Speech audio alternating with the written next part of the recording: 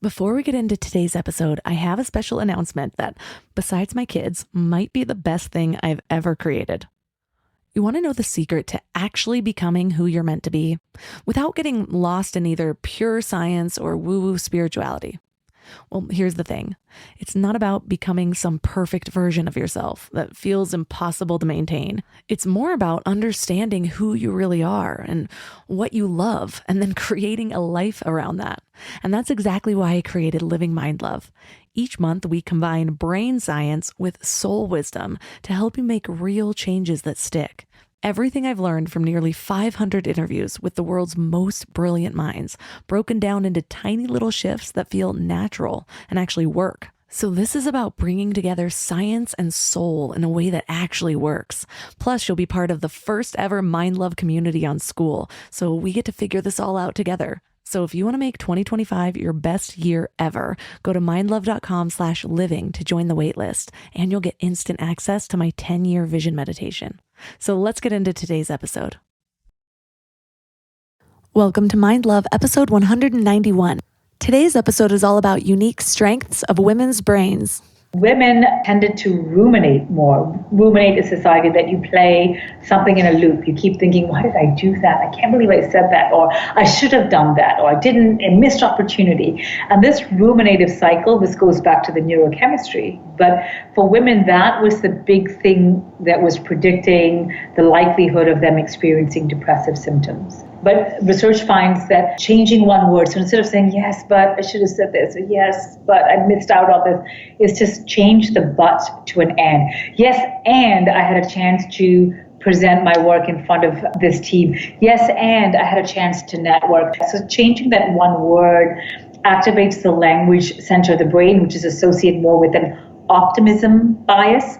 And again, brain imaging research shows that the more we activate that, the easier it is that that part of the brain gets activated.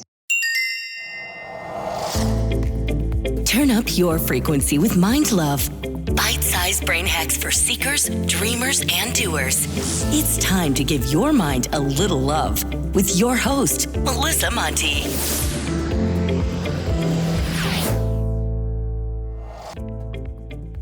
Hello, my love. If you have not yet subscribed, please hit that cute little button. Subscribing, sharing, and 5-star reviews on Apple Podcasts are a really great way to give back if you find this show helpful. They help the show climb the charts, which helps more people find it and helps me get even better guests for you. Today, I'd like to read a review from a username that I cannot pronounce because it looks like they smashed their hand on the keyboard. But they say, Melissa offers grounded, real spiritual conversations. I love this podcast. Melissa is so transparent and vulnerable and brings guests on the show who are operating at a high frequency and depth of wisdom. Her own spiritual maturity is what makes the show so effective.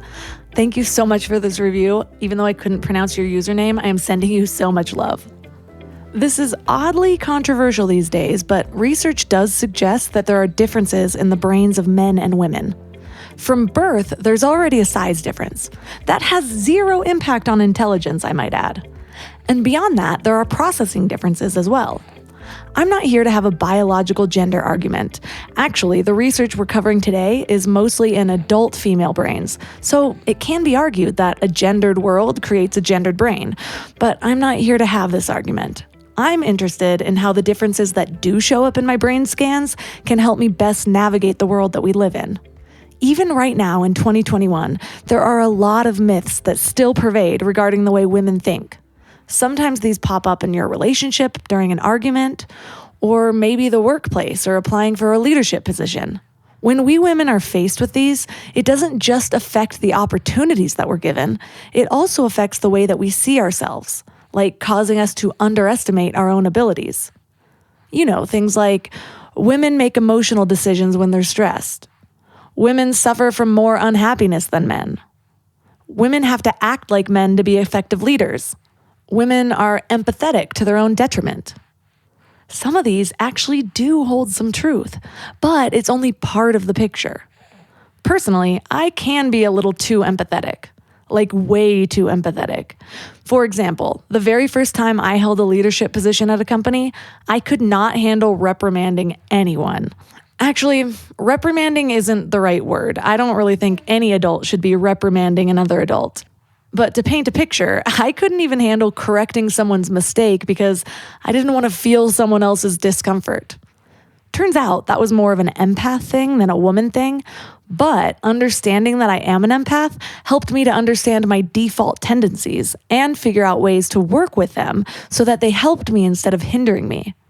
In the same way, the more we understand ourselves, whether that be our personalities, our genetic makeup, our brains, the more intention that we can bring to the way that we interact with the world. And as we'll learn in this episode, there are things that we can do to actually counteract our default brain patterns. And some of these things are so simple, you might even call them brain hacks. Our guest today is Dr. Tracy Alloway. She's an award-winning psychologist, professor, author, and TEDx speaker. She's published over 15 books and over 100 scientific articles on the brain and memory. She's also the author of Think Like a Girl, 10 Unique Strengths of a Woman's Brain and How to Make Them Work for You. 3 key things we will learn are why it's important to both your personal and professional life to understand your unique brain makeup, the truth behind the myths of women's brains, and easy actionable hacks to make your brain work for you. And now let's welcome Dr. Tracy Alloway to the show. Thank you so much for having me, Melissa. So, other than being a woman yourself, what got you interested in the difference between women's brains and the brains of, Neanderthal men? Just kidding. Not my words. But I was really interested in the book, just as a psychologist and a researcher. The more I would begin to look at different studies, I noticed that typically the pattern of findings were communicated with a broad brushstroke, a kind of one size fits all. And I began to see nuances, both coming out of my own research lab and others. And I was curious to know what kinds of patterns and differences we might experience as a result of maybe our neurochemistry or even our culture or socialization. So why does it really matter that men's and women's brains are different? What does having that knowledge do in terms of, how would it impact my life if I really understood my own brain? I think that's a great question, first of all, Melissa. And for me, it's twofold. First of all, it creates awareness about how your brains actually work, which is exactly why I position the book as looking at myths or statements that we either believe about ourselves or we're told. So things like, are women emotional decision makers? Do we have to act more masculine to be perceived as a good leader? Those kinds of things. So first of all, I think knowing how our brain works offers us that awareness. And that leads to the second aspect of that, and that's an appreciation. Once you actually know how your brain is wired or how it's working, I think we can really lean into some of those strengths and really appreciate what makes us unique, what makes us make the decisions that we do, and how to maximize and capitalize on exactly that. It's interesting because we've seen differences in men and women for so many years. Way back when women had less rights than they do now, and we've made so much progress in terms of equality. But those myths still pervade, even though we're proving so many of them wrong year by year. What do you think still holds them in place? Sometimes it's culture. So one of the things that I look at right off the bat was this idea that women are emotional decision makers. And so to do that, I looked at a kind of dilemma that is not quite popular, and it's actually made it onto some TV shows that some of your listeners may be familiar with. It's called the trolley dilemma. And in this dilemma, you have a trolley or a train hurtling at top speed towards you, and you can see it's going to harm 5 people. Now, as the observer, you can switch the tracks of the train, and it would only harm 1 person, but you'd save the other 5 on the other track. And so I found that in my lab, and other researchers have reported the same pattern, is that women tend to get very upset. They don't want to make a decision. In my lab, some of the women were saying, oh, this is too difficult. I can't even imagine the situation. I took things like physiological measures to look at their heart rate, sweat glands to look at their stress response. And we do know that in the brain, there are 2 pathways when we come to make a decision. There's an emotional decision-making pathway typically relying on our amygdala, your brain's emotional center. And a second pathway is the cold decision making or the rational decision making, the prefrontal cortex located in the front of your brain. And so, we had these two pathways, the hot and the cold decision making pathway. And what I found was so fascinating, Melissa, was that women make decisions not because they're weak, but because we're motivated by a desire to protect. We don't want to cause harm. And as a result, we delay our decision making, which is perceived as weak. But it's actually stemming from such a powerful, positive place, and that is to protect as many people as we can. And so I think knowing that in the first instance can be really, powerful to know that it's not that we're emotional decision makers, but we are set up in a way to want to protect people, and that may be perceived as being emotional or weak as a result. So that explains my procrastination with a lot of my decision making. I'm glad I could help. Well, one of the things you say in your book is that we can learn to turn on our rational brains in these moments. So if I'm presented with a decision where I can feel my emotions bubbling up, there's a way for me to switch to a part of my brain that will help me make a more rational decision. What are some of your tips for actually turning that on? Yeah, and this is a fun tip and something we were exploring in my research lab, and that is to stick your hand in a bucket of ice. And the reason that works is because the ice acts as a physical stress. Now, this is just for 1 minute, so it's not that you're spending your whole day, with your hand in a bucket of ice. But in that 1 minute, it raises your stress levels enough that it activates your flight response. And that means your hot decision-making center, your amygdala, is busy attending to this perceived physical stress, which again, from the lab, we know that, both men and women are reporting this as an actual stressor for them. Their brains are busy attending to that, and it frees up our cold decision-making center, a prefrontal cortex, to then kind of weigh the pros and cons and make a better decision. So, let's say you're offered a position in a new city. Your first thought is, well, I don't want to leave my team. We've worked hard together. I don't want to leave my boss kind of high and dry. And so you can see this mechanism of wanting to protect, not wanting to cause harm, kicking in right away. And sometimes it's hard to dissociate that emotional decision making because we're driven to protect. And so in that instance, if you want to take a different perspective and maybe look at it from how it could benefit you professionally, what would this job offer you, sticking your hand in a bucket of ice can switch your decision-making pathway from a hot decision to a cold decision-making. That makes a lot of sense, but I feel like I would then start procrastinating to do no harm to my hand. I hate the cold. I've never heard that before, Melissa. I'm like, but can't I just get cozy instead? Can I still be rational while I'm cozy? Well, actually, there is another strategy that I also found in my lab. And if if ice isn't quite doing it for you, you can induce a cognitive stress. And that's by counting backwards from 100, but in sixes. So you'd go, 100, 94, 88. And it sounds, easy enough, but actually in our lab, we found that it was quite stressful for our participants. And also, when I give talks and I'm speaking and I do this activity, and you can just hear the groans when I ask people to do this. They think, oh no, I can't do mental math right now. And so it is a small acute level of stress that's enough to switch that decision-making pathway in your brain. Oh, that would work for me. But also that all I could think about is how much that kind of shows our privilege, where our biggest stress of the day is counting backwards in sixes. Well, let's talk about how women evaluate risk, because I know that there's a discrepancy between the way men evaluate risks and women evaluate risks. What are the differences between the genders there? Yeah, so here, this is very interesting, kind of circling back to your question earlier about why do we still have these myths? And one of the myths that I found, even that researchers would tackle right up front, was that women take fewer risks than men, and whether or not this was true. So typically a lot of the research on risky behavior and risk, typically is defined in the literature as an activity that could cause harm, could have negative consequences, typically physical consequences. And so a lot of the research on risk taking has focused on physical risks, whether it's driving or jumping out of planes and so on. And indeed, women do report taking fewer of those kinds of risks.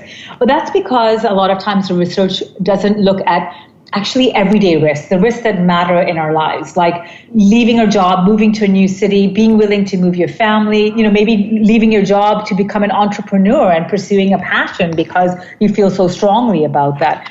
Those kinds of risks that we do actually take on a daily basis, not necessarily jumping out of a plane, which may be a one-off risky behavior. And here, researchers refer to what is called the risk-return framework, where for women especially, we evaluate the risk versus the return. In other words, what are you getting from making that risky decision, looking at an emotional response. So for women especially, they look to see if they get a positive response. So, I was looking at Spartan racing in the chapter as well as a few other things. And a big thing that I found is that if you feel you're getting a positive response, positive emotion from it, it's almost like we don't even view that decision as a risky decision. And interestingly, I was speaking to a female entrepreneur, and as we were talking about this exact topic, she just stopped for a moment and she said, "It's crazy that you said that, because when I was younger, I did exactly that. I gave up my job in one city, took my small family, moved across the country, didn't have a home. All I did was have school set up for the kids and just started over from fresh. And I never even thought it was a risk, because for me, there was such a big positive emotional payoff." And so women tend to look at the emotional payoff, positive emotional payoff, as a way to evaluate risk. And that may be why we still have this misperception that women take fewer risks, because a lot of times women don't even view that decision as a risky decision, because they're so focused on that positive return, emotional return from it. When I was reading that section of your book, I actually was thinking, well, this doesn't really explain my 20s. I swear every decision I made in my 20s was risky, including getting certified in skydiving. But then I was actually thinking about, well, what were my motivations there? And I was really lost in my 20s. I was trying not to feel my feelings and trying to feel everything else. And I think that was the payoff for me. That, and then also the guys I was hanging out with at the time, as silly as this sounds, thought I was awesome for getting certified in skydiving. And I think that was enough for me at the time. Of course, and that's a huge emotional, positive emotional payoff as well. And so it sounds like it was worth the risk. I'm not so sure. At the time, it felt like it was, but looking back, I could have done that in a better way, but...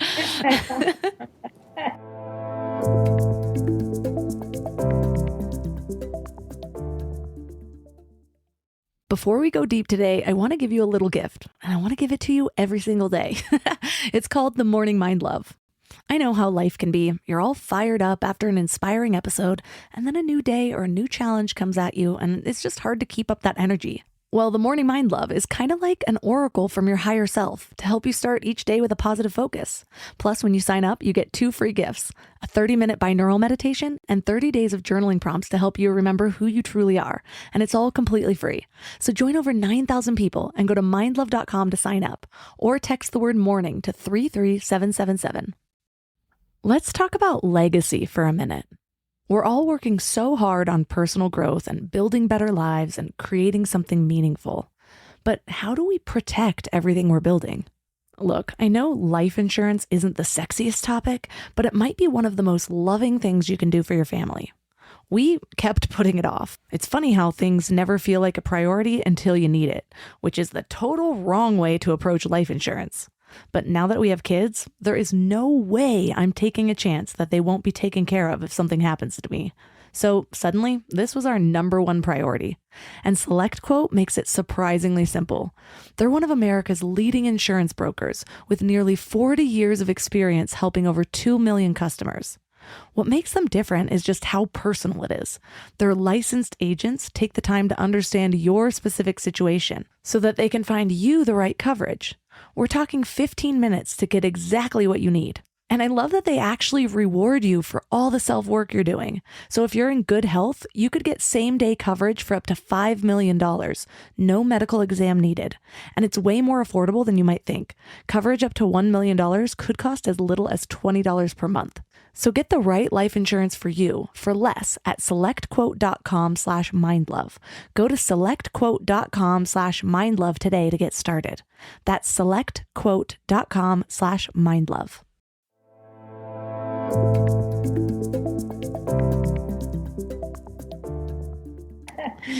So next, let's talk about romance, because women, we always get this rap for like wanting to connect and bond, and they're the ones that get clingy too fast. But you have found that women and men both crave bonding in relationships. But what actually impacts that? Yeah, this is one of the adult behaviors that actually we can trace back to childhood. And I know, as a licensed psychologist, I do often get clients talking about their childhood, but this is one where there's so much science and research behind the fact that our bonds that we form right from infancy can set the stage and create a framework for how we then act and respond in our romantic attachments. And so researchers talk about attachment theory, whether we have a secure attachment. Do you find it easy to get along with others? You're comfortable depending on them, having them depend on you, and so on. That would be very characteristic of a secure attached person. Another type of attachment style is someone who may feel uncomfortable getting close to others, having difficulty trusting people and even wanting to depend on them. And they feel nervous, about creating intimacy, and would tend to kind of create excuses, maybe work-related or, other excuses to then create a distance. So you've got this push and pull of needing to bond, but feeling worried when that becomes too much for them. And that is very characteristic of an avoidant attachment style.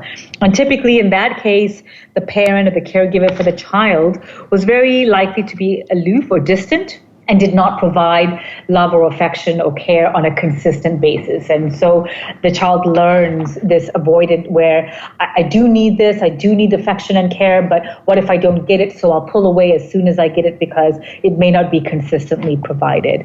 And the final, broadly speaking, attachment style is an anxious attachment style. These are, the individuals that would maybe cling on. And unfortunately, what tends to happen is the avoidant and the anxious attachment style tend to seek each other out because that is the pattern that they're used to seeing in their caregivers. And so you can imagine the cycle where when the avoidant person pulls away, the anxious individual clings or reaches out even more, needing that validation, needing that affection, which then pushes the avoidant personality away. So this is something upon reflection that as adults we can begin to think about how we seek out people that we bond with, that we find attached to. And the great news is that it's not fixed. It's not anything that's hardwired. Our attachment style is easily one that we can unlearn, relearn, and readjust. So, which is, I think, very encouraging to know. Yeah, that really takes the pressure off of me. This is something that is super intriguing to me because I just had a baby that's 3 months old right now. And so I am currently swimming in all the knowledge of like, well, what is my method or my philosophy? Everything's a philosophy these days. What's my philosophy on sleep? And what kind of attachment is that going to create in my child? Or how often should I wear my baby? Or should he be in the bassinet? All these things. And just recently, I actually decided to just give myself a break and realize that my style is a little bit more attachment. I love wearing my baby. It's my first baby. It's like my favorite thing. It works better with my schedule, but I have been nervous, like, well, what kind of attachment style is this going to create? And I just want to make sure I'm doing the best for my baby. But what it sounds like from your research is a lot of these arguments that us parents end up having, like, oh my gosh, you're wearing your baby too much or you're picking him up too much. That's not the big thing. It's just, we all have different styles. It's just like if you love your baby and you respond to his needs. Yes, exactly. And I think that's, almost like the irony that the fact that these debates exist indicates that the parent loves their child so much that they're so invested in finding the best approach, when really the fact that they're even there exploring different options demonstrates how much care and consistent affection they want to provide for their child. So it's already a great start for any parent. So this next one, it was intriguing to me as well because I actually just did an episode on why we all lie. And you explored why that women lie for different reasons than men. What do you find is the motivation between either gender lying, and how is it different for women? Sure. So here, we tend to think of lies broadly as white lies or bigger lies or omissions versus commissions. Do you not tell some piece of information, or do you actually intentionally give someone false information? And I just look at lying from a different perspective, again, research driven, but the categories here from a research perspective is what researchers call pro-social versus antisocial lying. So not big versus small lies, intentional versus, cover-ups and whatnot. But antisocial lies refer to the fact that you lie to protect yourself. So if you imagine a young child, did you eat the cookie? Crumbs all over the face. Nope, I didn't. Lying to protect themselves. They don't want to, get punished or time out or anything like that. Pro-social lies are when you lie to protect someone else. So did you see your sister or brother eat the cookie? And if they lie, at that point they're lying to protect someone. And so it's a different way to think about lying or to conceptualize lying. And here the research is primarily focused on adults, but I took that back into childhood, looking at 3, 4, 5-year-olds, and found very similar patterns that girls would be more likely to lie to protect someone else, and boys would be more likely to lie to protect themselves. And we see the same thing in adults. And, I was curious to see how far back we go. And we see that this seems to be something from a very early point in our lifespan that we're already practicing as women. We already begin to be other-minded, to think about the other person's feelings, and then go as far as to lie to protect them. So in my research lab, I had a very fun, simple game where they had little paper bowls and they had to make a basket. And they were set up for failure. They were asked to stand so far back from the basket that it was very unlikely that they would be successful. And we purposefully turned our back and said, we can't see you, just play the game. Don't move up from the line, and try not to pick up the same ball and pick it in the basket, put it, in the basket, but actually throw it in if you can, and so on. And we try to incentivize them by offering a prize if they make so many baskets. And so both our boys and girls did this, and we found, the boys would be more likely to lie and say, oh yes, I made 8 out of 10 baskets. But then we had another situation where we had one of our researchers, but the children didn't know that the researcher was one of the team. The researcher would come in and would intentionally cheat, would pick up the paper ball, walk over, plop it in the basket, jump over the line so they could get a little closer, and so on. And when the children were asked, did that adult cheat when they made those baskets? And the girls were more likely to lie to protect the adult, the researcher. I'm thinking back to when I was a child, and I feel like I wouldn't have landed in the same category as the women. I probably wouldn't have helped other people. And this sounds horrible. I'm not proud of my past self, but I feel like I might have lied to say I got more. Did you find any information about outliers like that? Like, what does it say about that person? Or is that just how life works? There's always the outliers. Yes, I think if you think of the distribution patterns of distribution, the majority of us fall in the average, and then of course we have outliers.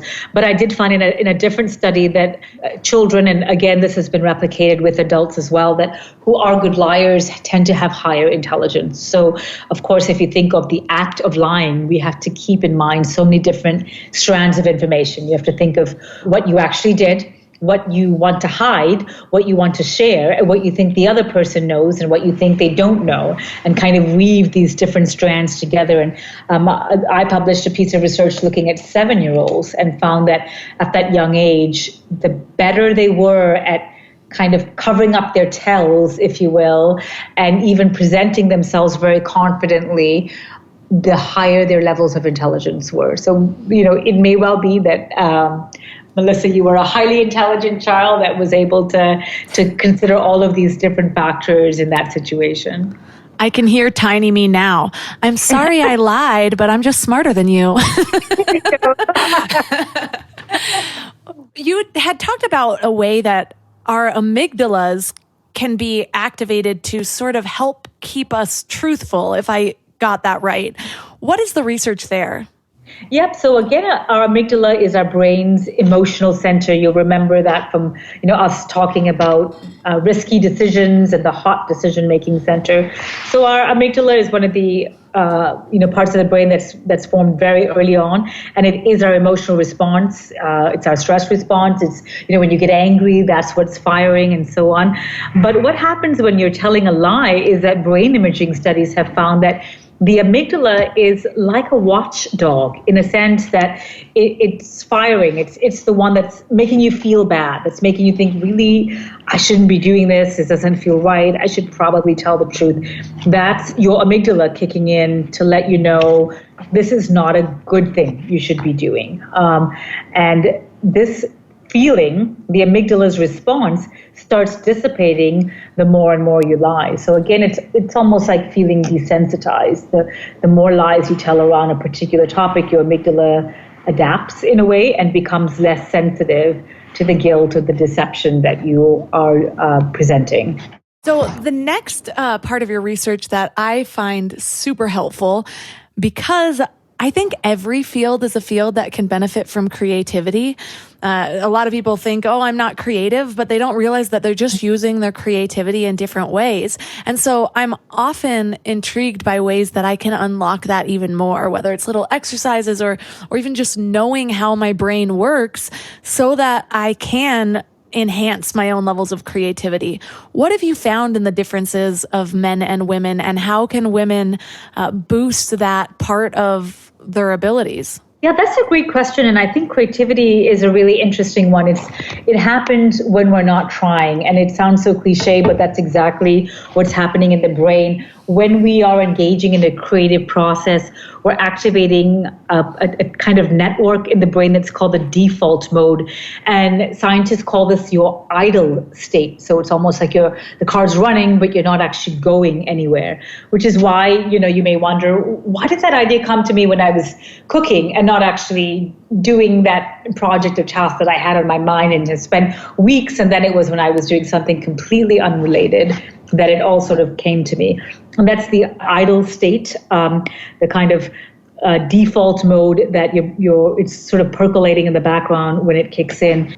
So actually the best way to unlock creativity is by not directly thinking about the project. And so researchers find that you actually want to step away from the idea, whether it's doing an activity that you like that is automatic. Some people like running. I mentioned cooking. We've all heard that Eureka story where it's sort of from the bathtub, this brilliant idea pops into your head. But the point is that it's in your brain's idle state that the creative process actually begins.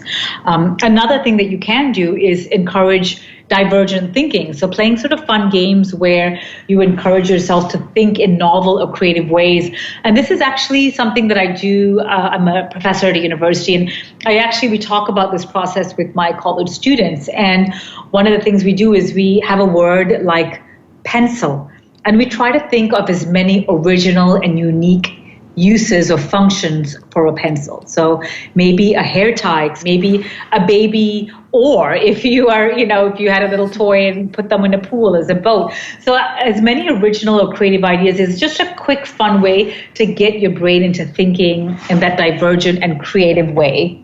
So is that different from the way that men, for example, boost their creativity?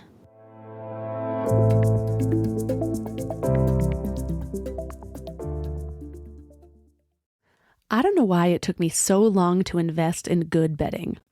I resisted it for years, but something flipped in me about 3 years ago.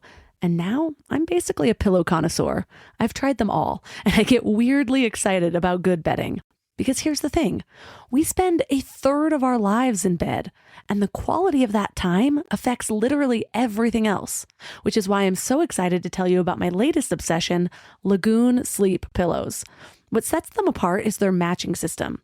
You take a quick 2-minute quiz about your sleep style and your preferences, and then they match you with your perfect pillow. I was matched with their Otter pillow, and I am so impressed. Lately, I've just needed more support, and this seems to cradle me in all the right places. I'm also low-key obsessed with their travel pillow, which I use for way more than just travel. I actually hug it, use it as leg support, and of course, take it on trips with me. Well, the secret is in their adjustable fill. You can add or remove it to get that perfect alignment for your spine. A study even found that the right supportive pillow can improve sleep quality by 63%. And Lagoon lets you try their matched pillow for 100 nights risk-free. Free returns, no questions asked. Falling asleep has never been easier. I toss and turn less and just wake up feeling refreshed every morning. Go to lagoonsleep.com and take their awesome 2-minute sleep quiz to find your match. Use the code MIND for 15% off your first purchase. This episode is brought to you by Shopify. Upgrade your business with Shopify, home of the #1 checkout on the planet. Shop Pay boosts conversions up to 50%, meaning fewer carts going abandoned and more sales going cha-ching. So if you're into growing your business, get a commerce platform that's ready to sell wherever your customers are. Visit shopify.com to upgrade your selling today.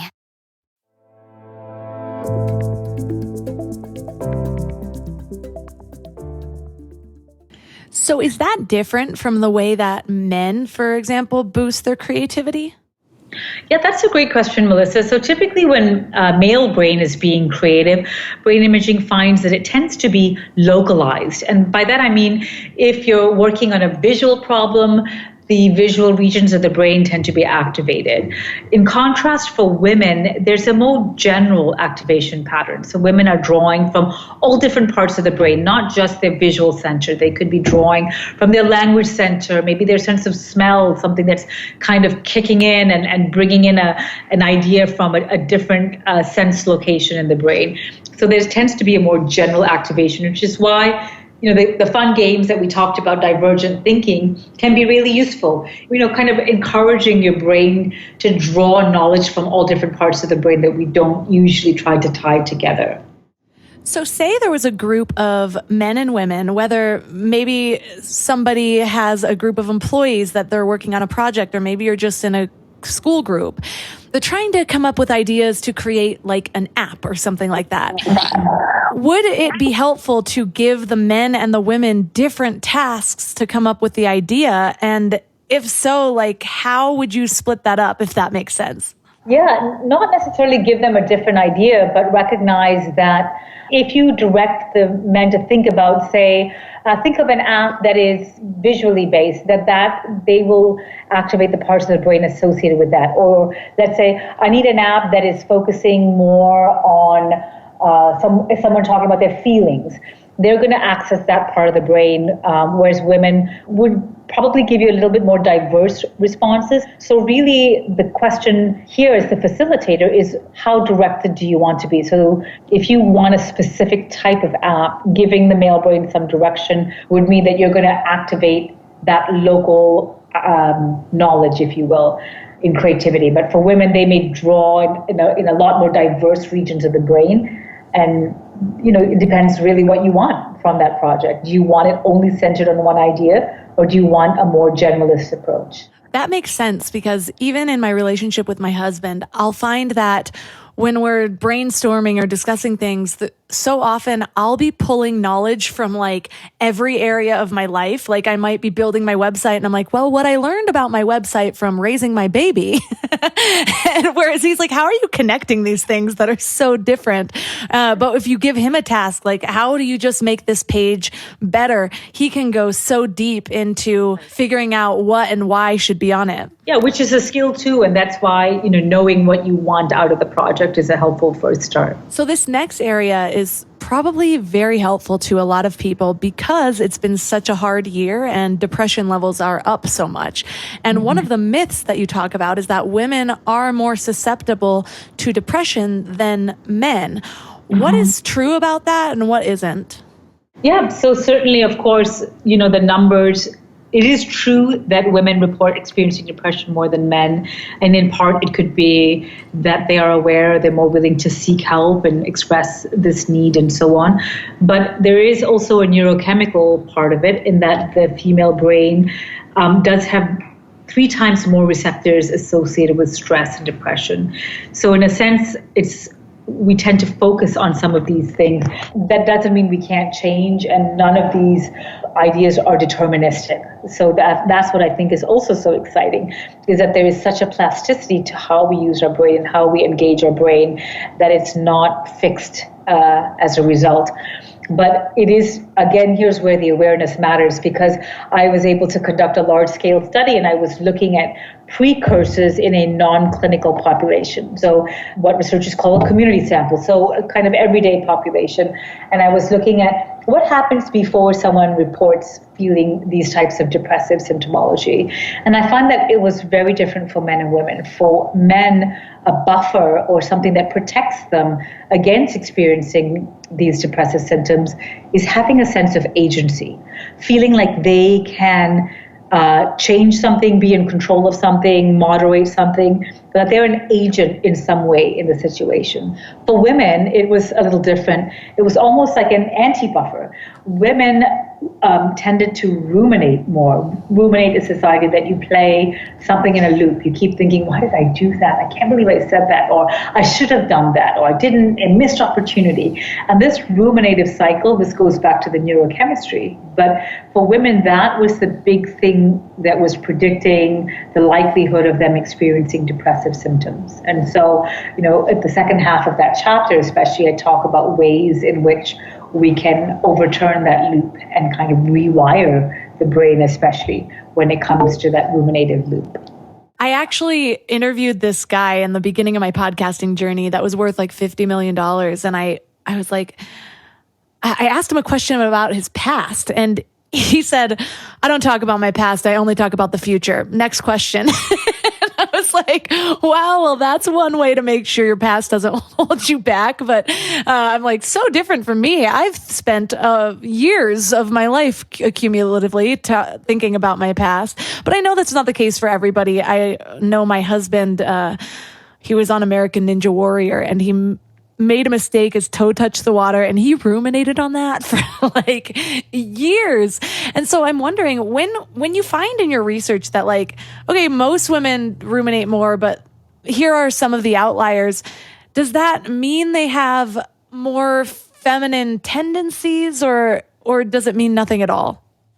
It could be just a high stakes situation. And so the way to counter that is even changing one word on a daily basis. Obviously, the situation you described with American Ninja is high stakes and not a daily event, whereas the type of ruminative cycle that women engage in is daily. So, you could be thinking about the job interview and then a conversation in the morning. And it's just, they all sort of accumulate over time and feel like a heavy weight on us, rather than just a single episode that is, as you are describing here.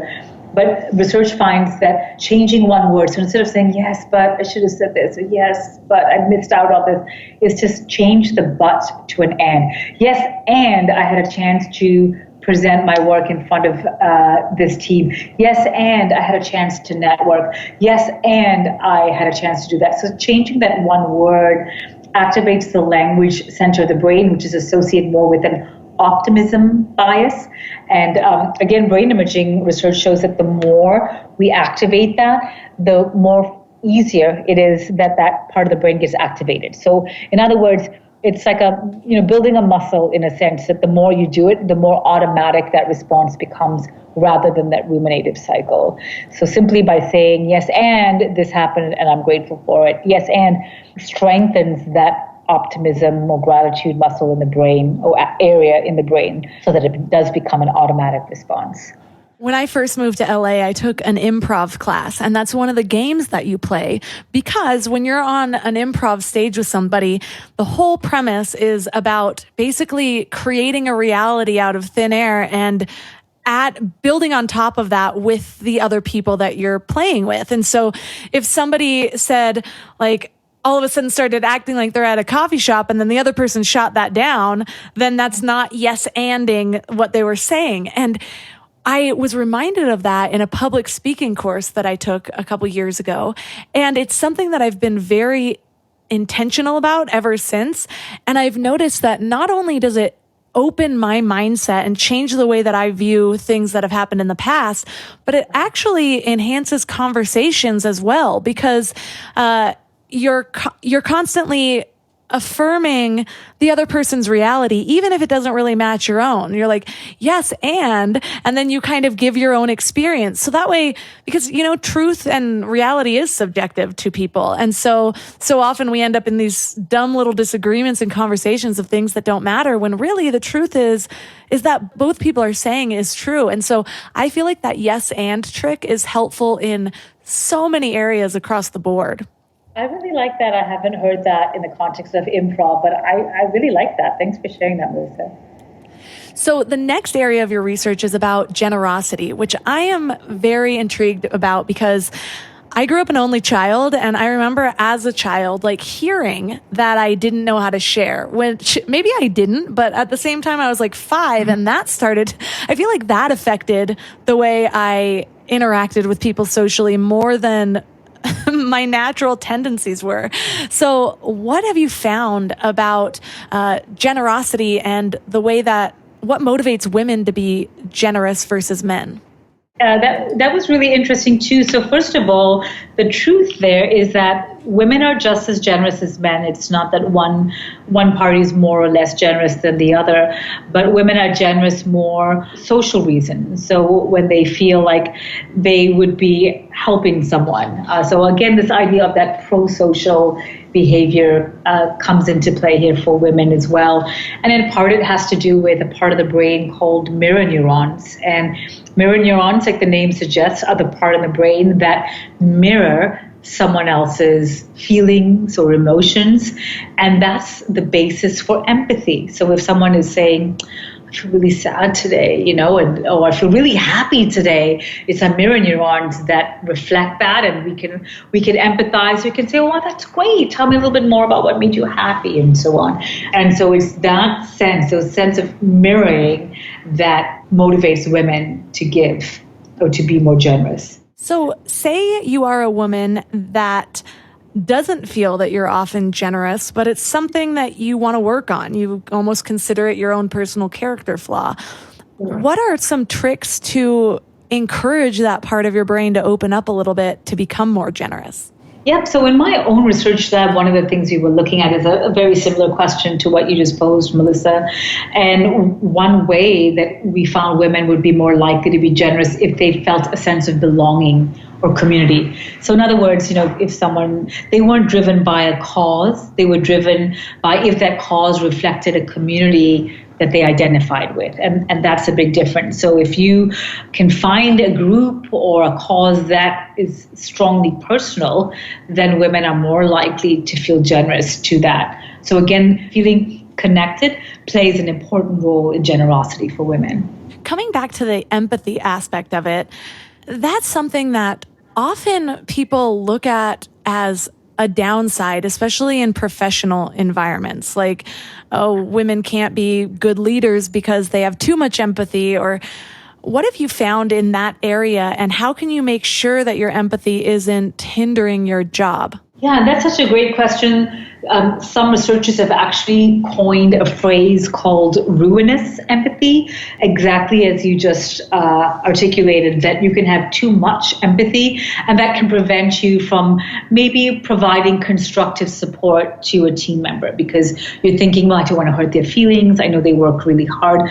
And that's a kind of ruinous empathy. And so a way to moderate that is, first of all, instead of making it personal, like you need to fix this or you didn't do a good job, is to focus on the project. The project could be improved by adding this or, so dissociate the person from the target or the goal of the project. And that's one way in which you can circumvent feeling an overabundance or a sense of ruinous empathy that some women do sometimes struggle with in the workplace. So after doing so much research to kind of figure out the differences between men and women's brains, how has that changed the way that you view yourself and your own brain and the way you work since learning all of this? That's a great question. I think a couple of takeaways, even for myself, was from the chapter on the happy brain, knowing how to be able to rewire my brain and understand my emotions in everyday interactions have made such a huge difference for me. So I certainly on a daily basis practice the yes and practice gratitude and, work on making these responses automatic so that I don't fall in a ruminative loop, and just being intentional and mindful when I do, and knowing how to step out of that quicker than I was in the past.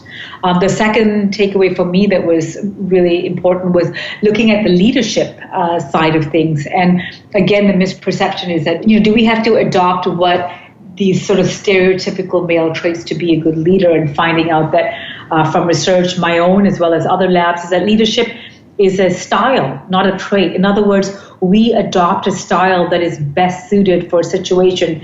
Maybe in some cases we need to be goal-oriented. Maybe in other cases we need to be more community building and more team focused.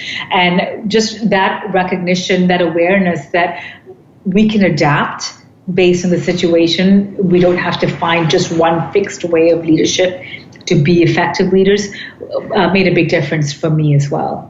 The final question I have is, it's almost a little controversial because we're living in this time where genders are being more blurred than ever. But I'm curious for people out there that are listening that might feel a little bit more gender neutral or somewhere in the middle, how can they use this research to still gain a better understanding of the way their own minds work? That's such a great question, Melissa, and one that I've certainly given a lot of thought to. And I think starting with this idea of the myths, we all believe myths about ourselves, whether they're gender-driven, socially driven, culturally driven. I'm, a female that grew up in Malaysia and then moved to the US. I lived in the UK. So there are lots of cultural and social myths that have followed me along the way. And I think really what I would like the reader to first of all is have that awareness. What is something that you are holding on to as a myth, and be able to explore how you can maximize your strengths and how we actually approach situations, whether it's risk, whether it's happiness, whether it's bonding, leadership, and so on. So I think that's really the message of the book, is that even when it comes to the brain, it's not hardwired. There is a sense of plasticity, and the goal for each of us is to have that awareness for how, what might be the myths that are holding us back from maximizing our strengths and leaning into the strengths, and how can we use these little tricks of the brain, whether it's changing a word, whether it's, understanding our attachment style, and how we can maximize the way in which we interact and bond with people around us. I love that answer. And even as I was reading through the book, there were certain things where I'm like, well, my brain falls more in the man side for this one. And that didn't feel polarizing to me, or it didn't feel like I was suddenly left out of the research. I was just like, okay, well, if my brain feels like it relates more over here in this area, then I'm going to use these tips, And so thank you for addressing that. Thank you so much, Melissa. And for listeners that are interested in learning more about the way that their brains work, or some of your research and the differences of it all, which is just so interesting to me, where is the best place for them to connect with you online? I have a website, tracyalloway.com. I'd love for them to come by. I have lots of video resources there. I'm also on social media. That's Dr. Tracy Alloway on Twitter, Facebook, Instagram, LinkedIn. I'd love to be able to connect with your listeners there as well.